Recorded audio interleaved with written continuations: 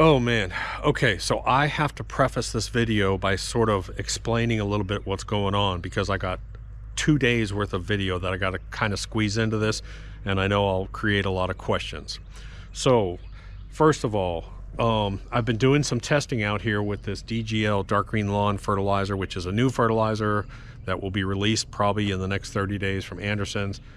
And I had these test strips out here, and they were just huge, dark green, and they were just massive. But the rest of the lawn I hadn't been fertilizing, so I came out here with some green shocker. I put green shocker down. Then we had 2 days of rain. We got 4 inches of rain. We got saturated. We couldn't cut any of this. It grew really long. So 2 days ago, John came out here, used a zero turn on the back over here. Then we cut the ego. We took the ego, we cut this, and we cut the pond front. Yesterday I came out and broke out the new Reel Mower, and we cut this for the first time with a Reel Mower. It looks gorgeous. This is perennial rye. On the pond is annual rye. Out here is a mix of annual rye and weeds and clovers. Okay, so that is where we sort of stand right now. Next, I came out here. I've asked Anderson's to sort of develop a new spray for us, and I'm going to call it Lawn Alive, I think we're going to call it, because it has a full nutrient blend. It has humic, it has iron, and it has mycorrhizal fungi spores already built into it. And if you have followed me along about Dirt Booster and why we use that, mycorrhizal fungi, and the importance in the ecosystem in your lawn, you'll understand that. So that's kind of a brief summary of grass, what's going on. I'll put some of that on video for you. Next, I've been wanting a pistol range out here. So by the pond, we put up some old timbers over there. We built a little pistol range. I'm not trying to stop bullets out there. I've got a huge hill berm behind it, just so you know. So I put that up out here. Then my electrician showed up yesterday and finished up some of the wiring for this new solar system that I'm going to do. If you are having any questions about fertilizing, pre-emergent, lawn care, anything, don't forget the lawn care guides are out. And I say this over and over again in case you're new to the channel. The freelawncareguide.com, at the top of that page. Now that's the cool season website. There's a link to the Bermuda website and a link to the Zoysia website. There's calendars. There's full discussions on there about everything from bugs, grubs, fertilizing, pre-emergence. Everything is covered on there. And there's calendars. You can download the calendars. And by the way, you can tell it's getting warm out. What are you guys doing, huh? You sitting out here on the sofa in the sun? You only do that when it's warm. It's toasty there. Man, this grass is long. Good luck with this, man. It's long, dude. It's long and thick. What we do on this ego when we're doing this, the grass is still wet and it's long. We leave that back flap open where the bag goes, and we walk off to the side. And that's the only way. Even still, we'll probably have to stop.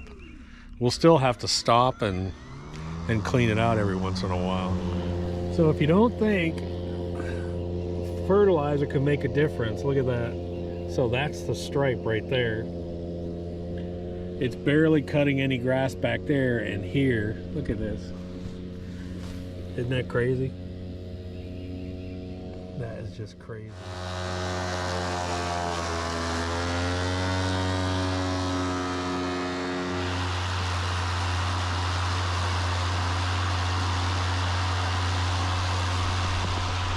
Man, doesn't that look good? Holy cow, that looks good.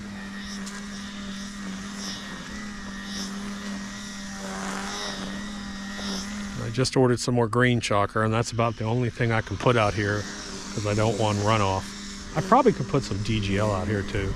Hold on one sec.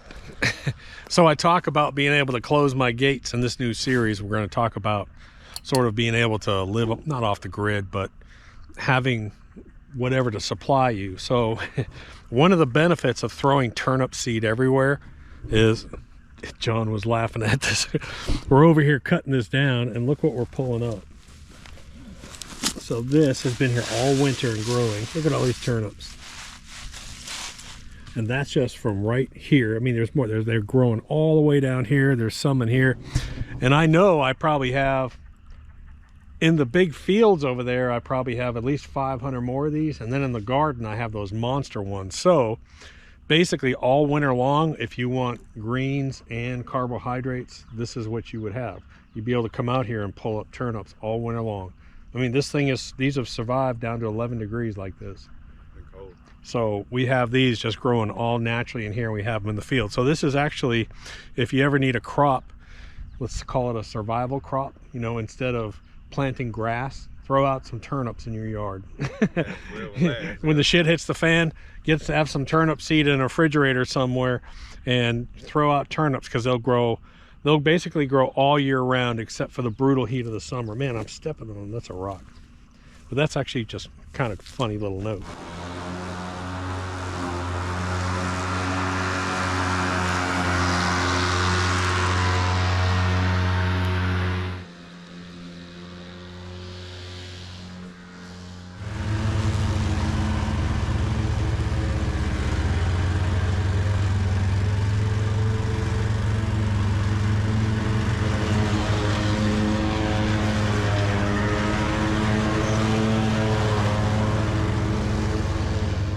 I think what I'm gonna do today is I'm gonna reel mow this. I'm taking it down pretty short because our 10-day forecast is all warm. So I'm gonna reel mow this, and then I'm gonna spray some of this new formula that Anderson's is playing with on us.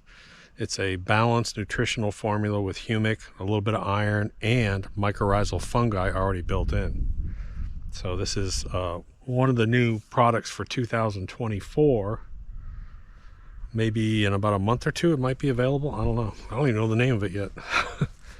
So anyways, I'm gonna start this up. Today I'm using the McLean, the new low cut series. This is the new low cut series.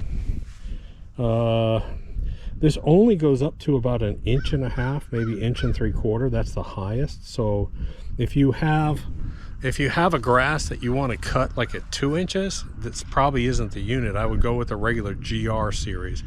The GR series will cut down to about 3/4 inch, which is fine for most people. 3/4 up to about 1 3/4, up to about 2 inches, excuse me. So anyways, but this one only goes up to about 1.5 inches. I did a test strip here and it looks pretty good, so here I go.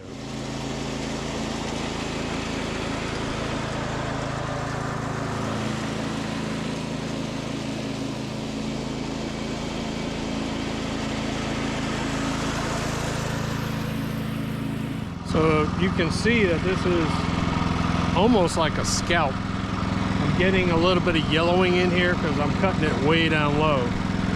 So yesterday it was about 3 inches tall. Then we took it down to about 2. Now we're at about 1.5. But this grass is so thick, it needs to be taken down. If I got warmer weather coming in, it needs to be taken down. So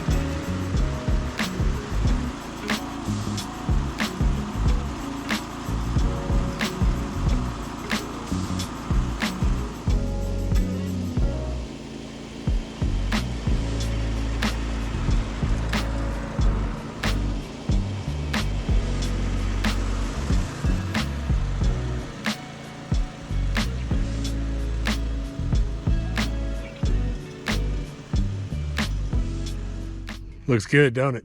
Yeah, I need some grass like this. He needs some grass like this. It's a golf course, man. This is like PGA quality here. Man, it's so nice to have short grass again, dude. Man, the dogs love it when it's this short because they're little.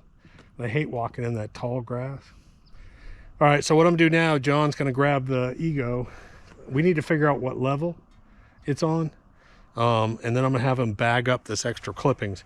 A lot of people are gonna say, why don't you leave the clippings? When I do an initial scalp, And yesterday, we didn't bag the clippings. We just left them on. We've already cut once. Now we've cut again. We got a ton of clippings here, and I got warmer weather coming in. I don't want to create any fungus problems. So that's why we're going to pick them up. So I just want you to follow my lines. Okay. Let me figure out what setting we need to be on, and then we'll go. All right, so I got the Ego set on a 2. I don't want it to do any scalping back here on a 1. And we're basically just going through here and picking up extra clippings at this point. Then I'll let the grass be, and tomorrow I will come out with probably that new liquid.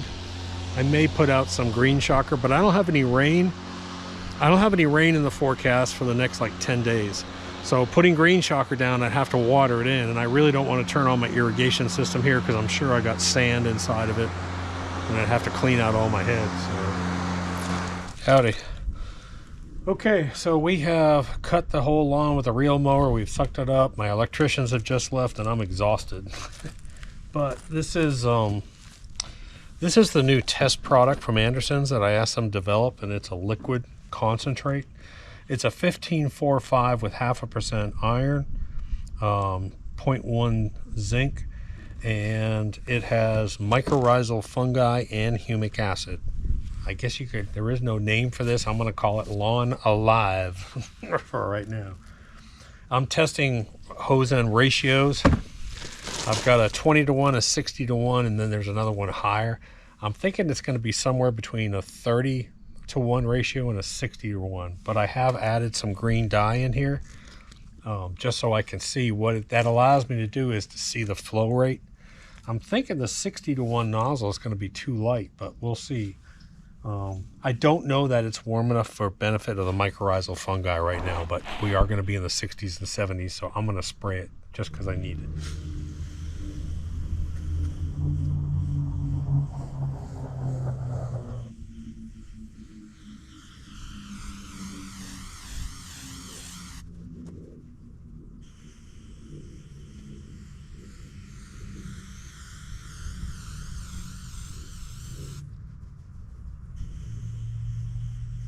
I gotta say, I'm pretty impressed, and let me tell you why. Normally, I use a 20 to 1 ratio spray bottle for something like Super Juice or whatever.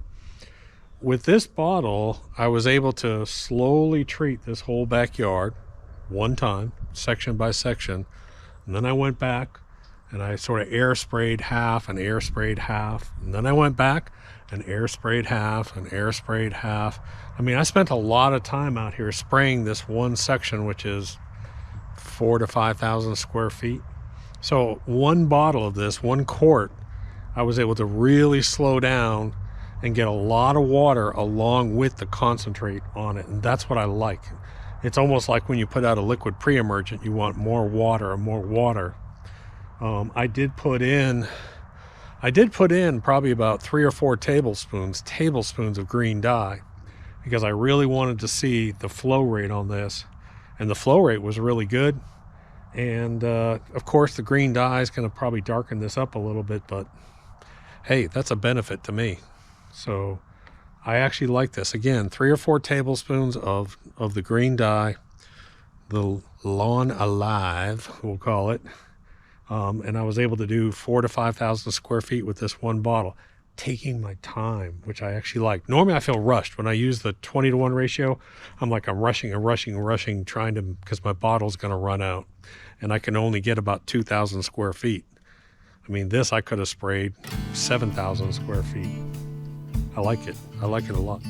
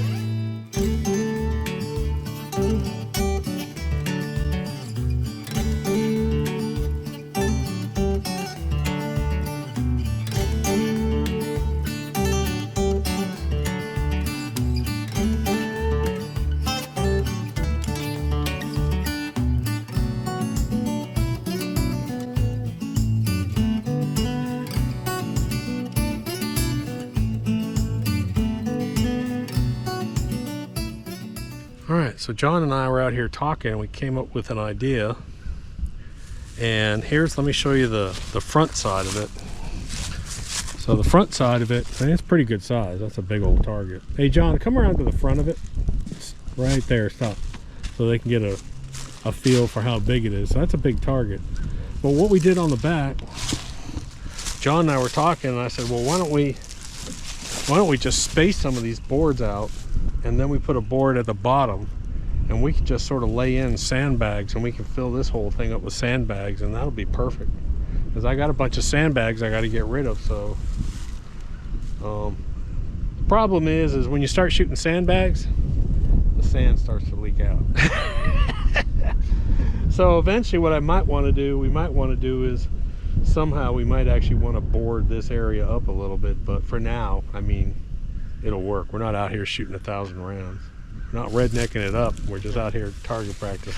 Oh man, so on that target, someone's going to say something about, that's not going to stop bullets. My goal is not to stop bullets, because I'm down in a valley. We're shooting down at that target, and then behind it, there's about a 30-foot hill behind it, and there's no houses down there. So anyways, it's not designed to stop.